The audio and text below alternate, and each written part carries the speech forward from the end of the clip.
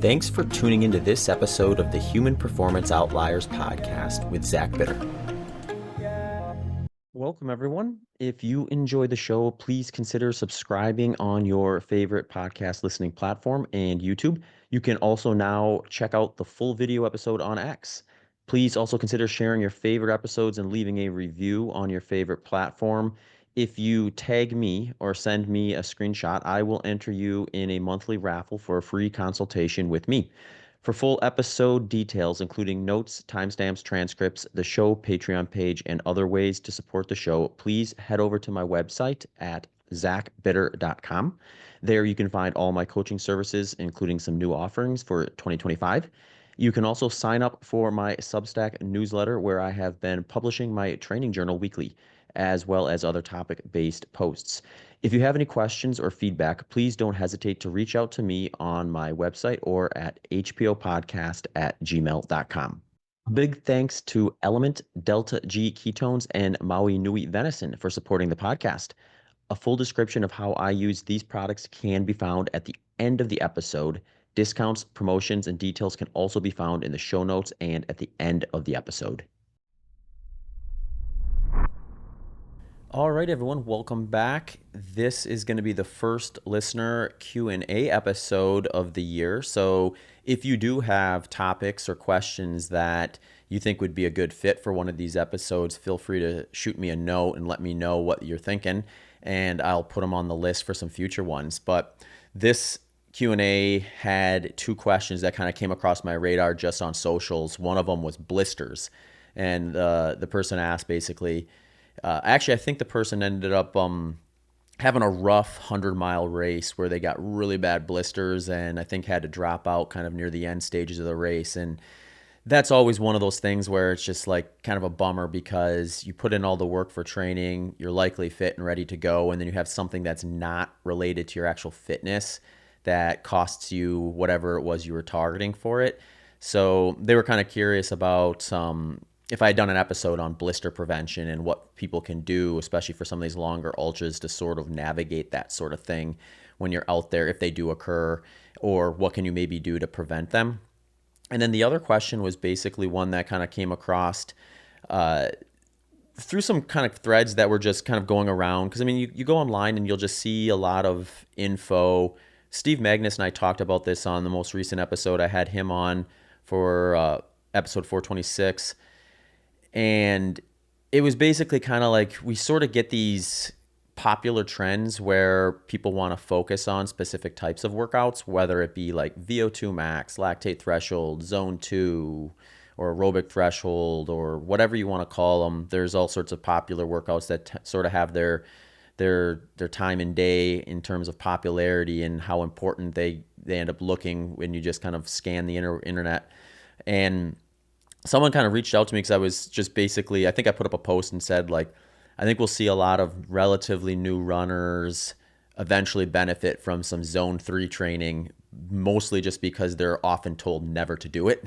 And it was kind of a funny post, but it was also just like a point making that I think about, where when we think of training in general, it's rarely about one workout. It's rarely about one thing that you should be doing to maximize everything. It's more about kind of where is your global fitness and where are the strengths and weaknesses in that, and then what is your training based adaptation strengths and lacks in terms of what maybe you would do. So the questions I were getting was like, well, how do you know what workout to prioritize or workouts to prioritize? And I thought that would be kind of a fun one to add to this, just in terms of like, what is some things to consider when it comes to deciding kind of how to structure training and workouts and things like that. So let's get into this one, and starting out with the blister question. So one thing that I think is good to start with this is first looking at what blisters kind of are and what their purpose is. Because we think of blisters as negative. They certainly feel negative. You don't like them. They don't feel good. You don't want them. But the purpose is actually, for a blister, is you get some sort of irritation. And then what the body does is it tries to kind of build this natural bandage where you've got this irritated spot, and there's often times like a layer of skin over it. So the body essentially pushes some fluid into that area, and between the skin and the fluid and the irritated spot, you sort of have this bubble that serves as like a buffer from that irritated spot getting pressurized in a way. So it's sort of like your body saying, hey, we need to create a defense here so that that irritated spot doesn't get exposed, infected, and just basically pressed on in a painful way. So that maybe can give you some information about how to maybe see a blister, because a lot of times we'll get into this is like someone's like, well, I've got this blister. Do I pop it? Do I leave it? What do I do? So that's kind of like something worth just knowing as to like what is your body actually doing when it forms a blister. But what I think is probably more important for people is like what actually causes these blisters, and then what to do about it from a preventative standpoint. What can you do once you have them, and things like that. So the way to think about this is blisters, they usually form from a combination of things. So usually what happens is you get heat, friction, and moisture. Those three things combined just set up an environment for a blister to form.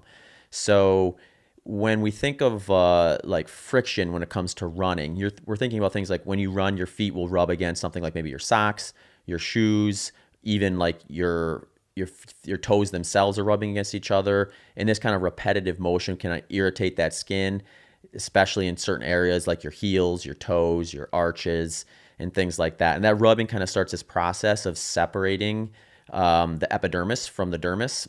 And that is where you start to kind of get some issues with that.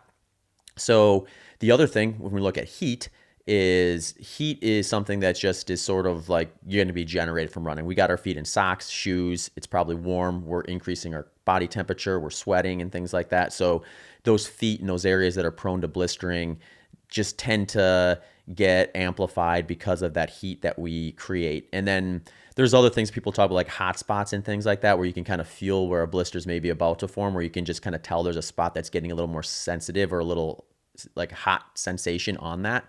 And that's kind of maybe that like warning that things are kind of starting to head that direction. And if there's something you can do to mitigate it at that point, you can maybe catch it before it becomes a bigger issue.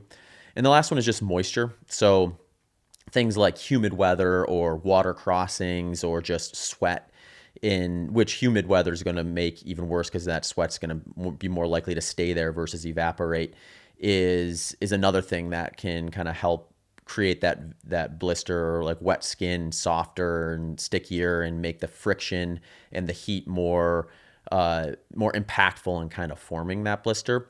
So the way to think about this is when we have those three things combined and you get the blister, if we can try to eliminate just one of those, then the odds of you getting a blister just go down quite a bit. So the strategy I usually like to employ here is, if we're thinking of friction, heat, and moisture combining to form the blister, how do I either remove the friction, remove the heat, or remove the moisture? So some of those are going to be a lot more difficult than others. Heat's probably the big ones. Like, there's not really a lot you can do about that. Like, your feet are going to get warm, and when they get warm, it's like there's not a lot of things you can do to kind of end that or stop that. So it's not really one we can control very well. So I usually don't say like, okay, here's a strategy to reduce the heat to your feet. So that leaves us with friction and moisture. So some things to consider with moisture is just like, how are we treating our feet with what we're putting on them in a way that will keep them more likely to be dry. So something like, a sock that has a better moisture wicking profile than others. So if you think about that, like, you could get a cotton pair of socks, which is probably the worst option for this, because that's just going to retain moisture, and then your foot's going to be sitting in that dampness a lot easier. You can get a lot more like kind of higher tech type performance socks that actually actively pull moisture off your feet, and then they're more likely to stay dry. You can add things to your feet to like keep them from getting as wet. You can get as aggressive as using things like diaper cream and stuff like that to keep that area a little bit drier so that moisture doesn't hang around in there. There's all sorts of other products and things that you could consider for that. But if you're going to target moisture, you want to be thinking of like kind of keeping your feet drier versus letting them stay wet for long periods of time. And that's going to be another one where, depending on the event you're doing, depending on the conditions and the specifics, may dictate whether you're able to do a thorough job of that or not. So like I was mentioning before, if it's really humid, you're a heavy sweater, you're going through water crossings, puddles and things like that, the likelihood of your socks being able to wick to the degree that you keep your feet dry is really low. So that might limit the amount of proactive things you're able to do that are overly productive from the moisture standpoint. So then we come to friction. So what ways are there to maybe help with the friction side of things? And, the friction is a lot of times just things like your feet are rubbing against your socks, your shoes, the toes themselves, the stuff that I mentioned earlier. So how do we kind of minimize that? So some strategies you can think there is, what kind of shoes are you wearing? Have you tested your shoes out in training enough to know like how they're going to behave over the course of a longer session versus just like your general run? Because I know I have shoes that I can tolerate for a speed session, or I can tolerate for an hour and a half and nothing really that bad happens. But if I take them out for a long run or an ultra marathon, I start getting issues with that pair of shoes. So it typically tends to not be my race day shoe at that point, if it's going to be something that's going to be a higher likelihood of creating an issue from that standpoint. So kind of doing your homework in terms of like what shoes fit your foot well, or in some cases when we're getting these longer ultra marathons, is it something where maybe changing your shoe midway so that you can accommodate for things like foot swelling, where in the beginning maybe the shoe fits really well and there's not a lot of rubbing, then your feet start to swell a little bit from just the amount of time you're out there, and changing into a different shoe in the second half that kind of puts you in a position where your feet at that stage of the race are more likely to not cause friction, because you have that kind of changing environment for what shoe product is going to be the best for that particular purpose. The other thing is just like I like to do is like, I mean, we all have some uniqueness with the way that we kind of foot strike and the way our feet behave through the gait cycle and things like that. So you may notice in training, you're more susceptible to getting blisters in certain spots. And I'll oftentimes notice this like when I'm doing long runs in the summer when it's humid here in Austin, and I'll notice, you know what, I didn't get a blister there, but I can tell after 30 miles that if I would keep going for 70 more, that area was probably going to get progressively worse and then become a blister. So I need to be proactive with that particular spot. And you start identifying areas of concern for you at the individual level. And then you can start thinking of things like, okay, can I avoid friction by, say, taking some like breathable athletic tape and putting it over that area so that that area starts to rub, there's like an artificial layer of skin essentially on there. Or you can get other products like moleskin and these different things that create like little buffers on your foot to kind of prevent an area from having the access to rub the way it would if it were just foot in sock in shoe type of a scenario like that.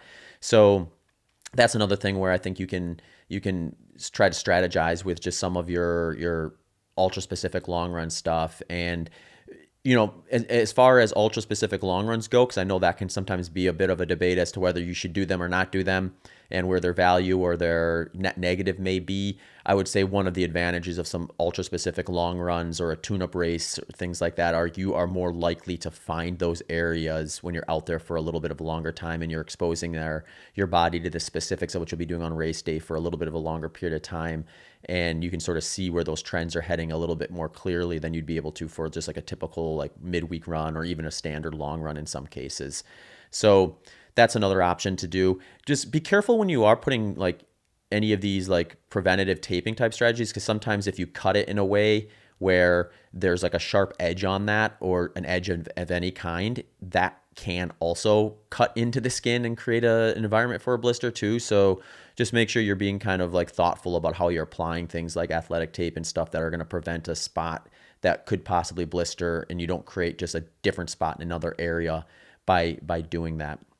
And like I mentioned before, like any products you can get to that will maybe keep some of that moisture off your feet, or some of that moisture, your feet a little more drier, may help too with just the way that how harsh that friction ends up becoming in that area too, as things to kind of consider with that sort of stuff. One of the final topics on blisters that I think a lot of people always wonder about, and is probably the reason this question got asked in the first place, is what do you do once you have one, especially during something like a race where there's obviously some sort of consequence at the end in terms of how fast you're able to get to the finish line, or if you're able to get to the finish line or not.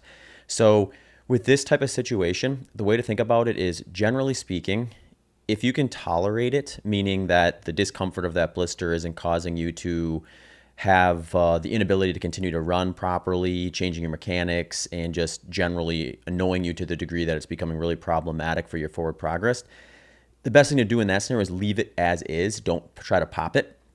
So the reason for that is kind of because of the stuff we've talked about already, where it is sort of this natural response where it's creating that buffer from the aggravated area and anything kind of getting into it and continuing to bother it. So if you're able to tolerate it, leave it as is. If not, and you decide, okay, I need to drain this so that I can run comfortably, what you want to do is pop it and drain it in a very sanitary manner. So just like a sanitized needle would be preferred.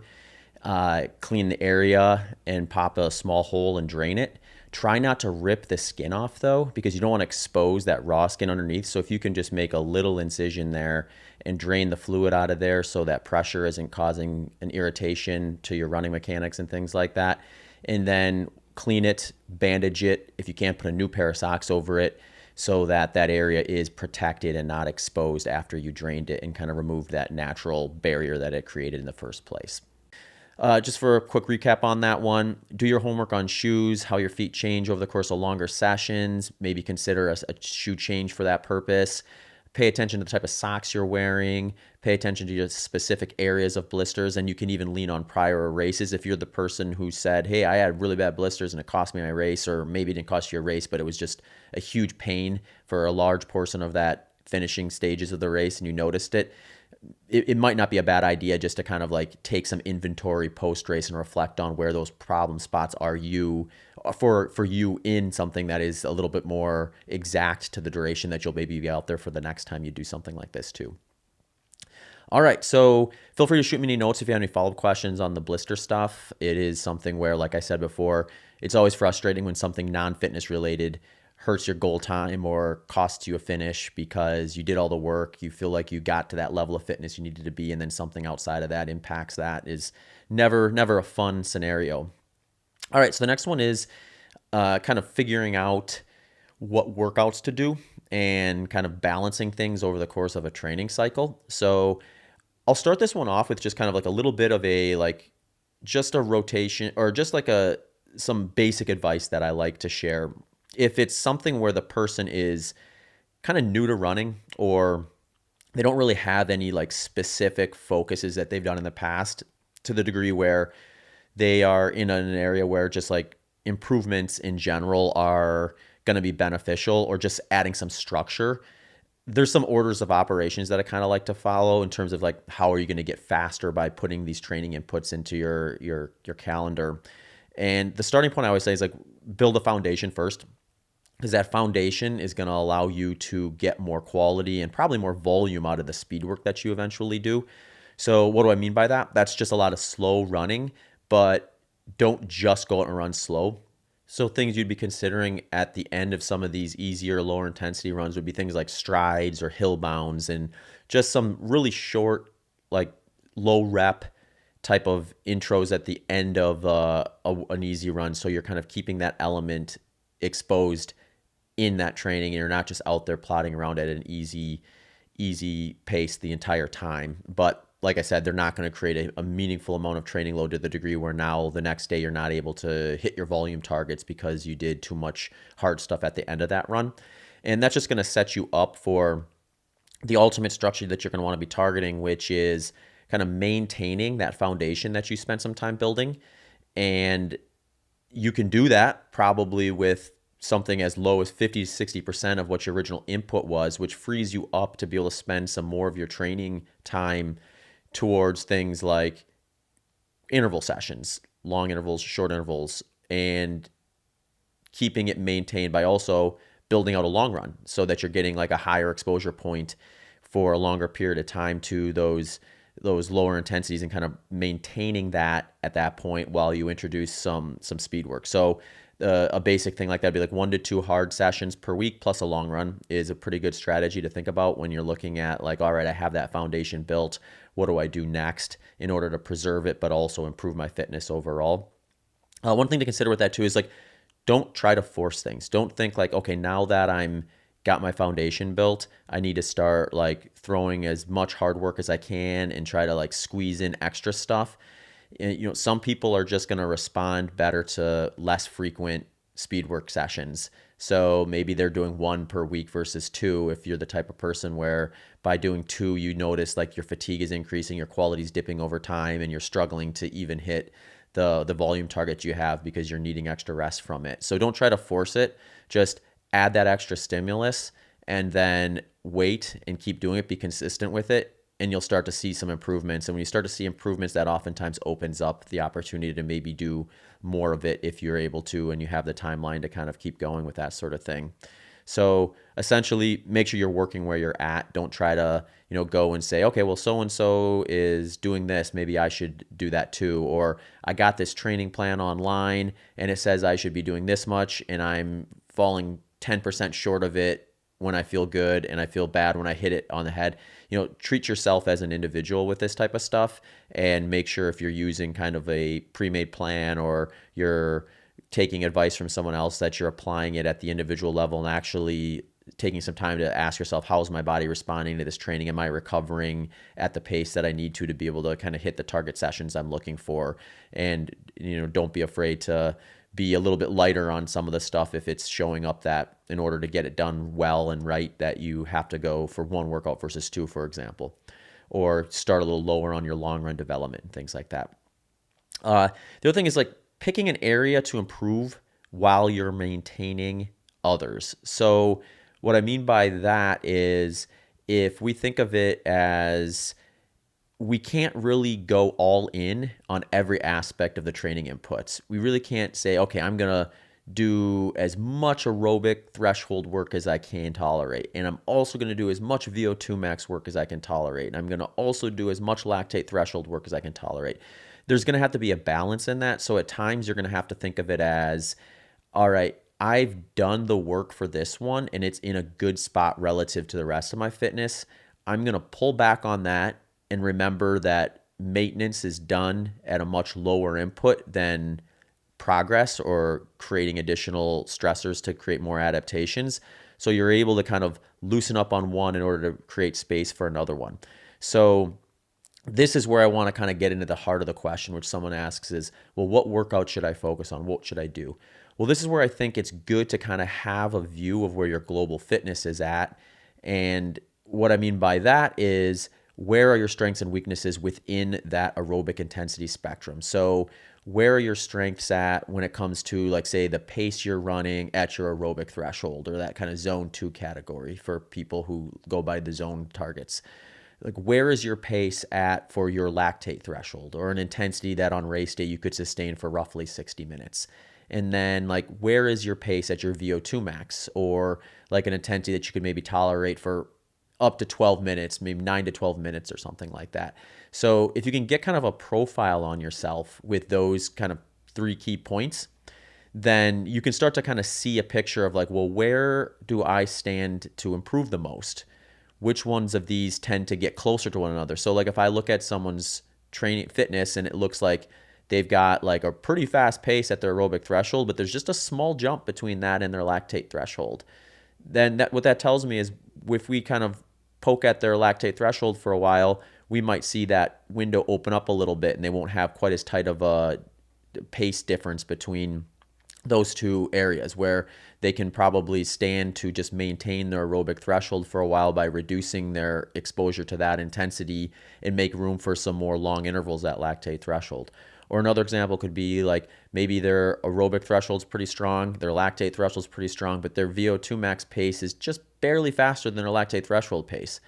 And then for that person, they may benefit from just a little bit more focus on some VO2 max short interval sessions where we can start to kind of separate their pace between their VO2 max and their lactate threshold so that they have a little bit more of a balanced overall kind of global fitness. So if you're asking like, well, what do I do to kind of figure those things out? Um, I mean, for your pace at aerobic threshold or zone two, it's probably going to be a little bit different because that's just an amount of volume you can probably tolerate quite a bit of. So you might just want to look at just like when you go out and you are running in that zone two intensity, whether that be by a heart rate gauge, a perceived effort gauge, you know, following all the like general rules of thumb where it's like, hey, you should be able to carry a conversation during this. If you're able to kind of do some nasal breathing in your nose and out your mouth, that's probably a pretty good indication that you're in that area, not past it, and actually pushing up into moderate intensity and some of the like talk test type things. If you have like an idea of just off like a bunch of your prior runs where that pace is at, you can sort of like use that as your marker. And then for the other two, I like field tests. So like you could do a lactate threshold field test, which for if you're doing it by yourself, untapered, outside of an event, if you just go and give a good 30-minute push and take the average of that last 20 minutes of that 30, you can get a good idea of kind of where your pace might be at for your lactate threshold. If you're fortunate enough to have done an event that was roughly in the hour range, you could use the data from that as well. Then for VO2 max, similar to lactate threshold, just go out and do like I like to just do a Cooper test. It's like 12 minutes. Just give it a good hard push. See how fast you can go for 12 minutes. Try to make sure that you don't get out so fast that you have like a slowdown over the course of that 12, but it's just fairly evenly paced. Then you can get a good idea of just about where your pace at your VO2 max is. And if you kind of have those three data points, you can start looking at that and saying, is there a scenario here where some of these are really close to one another, where one is like clearly weaker than the others, and that maybe points to something that's worthwhile to focus on for a little bit in your next training block to see if you can kind of nudge that one in the right direction while maintaining the others. And or it could also just be something where you have a real clean look and it's like, all right, there's actually pretty good spacing between all of these. I'm hitting some pretty good targets here. I just want to improve in general. And then you can maybe just default back to what I was talking about before, where you're including a couple hard sessions per week and a long run, and you're just kind of adding to that stimulus over the course of a training cycle to eventually get to a point where you add some race specific intensity in there depending on what you're training for and that sort of stuff. So that's kind of like the way I like to kind of approach that question is let's get a picture of where that person's at the individual level, figure out where their training based input strengths and weaknesses are at, and then from there decide like which one of these looks like they could stand to be kind of poked a little bit more and see bigger improvements in the short term, because it just hasn't been something you've been exposing yourself to, because your body's ultimately going to respond to inputs that it needs to improve, and getting an idea of where you're at. And if you're someone who's been training a lot and you just haven't answered this question too, you can usually get a pretty good idea just based on what you've been doing in the last like few months. If you just look back at your training, I'll see this oftentimes when I'm onboarding a coaching client. They'll send me their prior training and I'll look at it and it's like, oh, this person's just been doing a ton of zone 2 work. I'm pretty certain then that like we're going to probably get more benefit for them, assuming that they've been doing enough of the zone 2 work and it's at a point where we're probably not going to add more volume to it, that they're going to benefit from some short intervals and long intervals, because that's just something they haven't exposed their body to as much. Or if it's something different than that, they come in and they're like relatively low volume, but they've been doing a lot of speed workouts, a lot of short intervals, a lot of long intervals, some higher intensity stuff. They're more likely to benefit in that scenario, assuming they have the time for it, for us to kind of go back and say, hey, let's add some stuff to the foundation here and give yourself a bigger platform to come back and add some more of those speed workouts, short intervals, long intervals, and things like that to it in the future when we kind of have a bigger foundation there. So hopefully I answered that question thoroughly enough, but if you have any follow-up questions about that one or the blisters, let me know. Any new questions you might have, send them my way for a future listener question and answer episode. Thanks for sticking around to listen to how I use the show sponsors. Maui Nui Venison is a product I discovered last year. What caught my eye was their quality and business model. They have paired the need to manage an invasive species with providing some of the most nutrient-dense meat you will find. The access deer arrived in Maui in single digits, but grew fast and have damaged the local ecosystem, and if left unchecked, are projected to reach up to 200,000 in number in the future years. Maui Nui decided to solve this problem and minimize waste. Access deer meat provides 43% of your daily value of protein in just 107 calories and boasts a 1.5 to 1 omega-6 to omega-3 ratio, which is the most balanced ratio of any red meat. This same 107 calories provides 22% of your daily value of vitamins and 37% of your daily value of minerals. They have a wide range of products, including ground venison, leg medallions, rib chops, strip loin, loin fillet, and loin chops. They also make a beef stick that includes an option with organ meats, which makes a perfect protein-packed snack that I will usually have in the afternoon before a strength session. I have also been enjoying the ground venison for dinner, usually paired with steamed vegetables or sweet potatoes. You can find a bunch of recipes and ways to prepare their products on their website at mauinuivenison.com. That's mauinuivenison.com. Element Electrolytes is my go-to electrolyte supplement. Based on my electrolyte loss rates of 614 milligrams per liter, I begin my day with half a packet of one of their hot beverage flavors with my morning coffee. I rotate through all of them, but my favorite at the moment is the chocolate mint. Later in the day, I have been having either a packet of their watermelon flavor or a can of their newer product, Element Sparkling, which is their carbonated electrolyte drink. I usually have the black cherry lime or watermelon flavor for those. If you're curious about how to dial in your own fluid and electrolyte setup, check out episode 300 of this podcast, where I dive into some of the things you can do at home to gauge how much fluid and electrolytes you may be needing in your lifestyle. Delta G ketones is the best researched exogenous ketone supplement on the market. The research on exogenous ketones is constantly evolving. Delta G is responsible for much of it, boasting 50 plus published studies and 20 plus ongoing studies, and have received DARPA grants designed for special forces. Delta G uses ketone esters, which is unmatched in raising blood ketone levels when matched per gram. The best use case, as the evidence currently stands, is as a post-workout supplement for better recovery and or during longer, lower intensity sessions to help with mental focus. For this reason, I will have a bottle of Delta G Performance, that's their blue bottle, after my biggest workouts for the week and during long run training sessions once I have been out running for 45 to 60 minutes. Some promos for listeners from these brands include a free sample pack of the key flavors of Element by heading to drinklmnt.com/HPO. 20% off your next order of Delta G ketones at deltagketones.com with promo code BITTER20. And if you want to check out Maui Nui Venison, head over to mauinuivenison.com. You can find links and details to all those in the show notes and on the episode landing page. Thanks for tuning into this episode of the Human Performance Outliers podcast with Zach Bitter.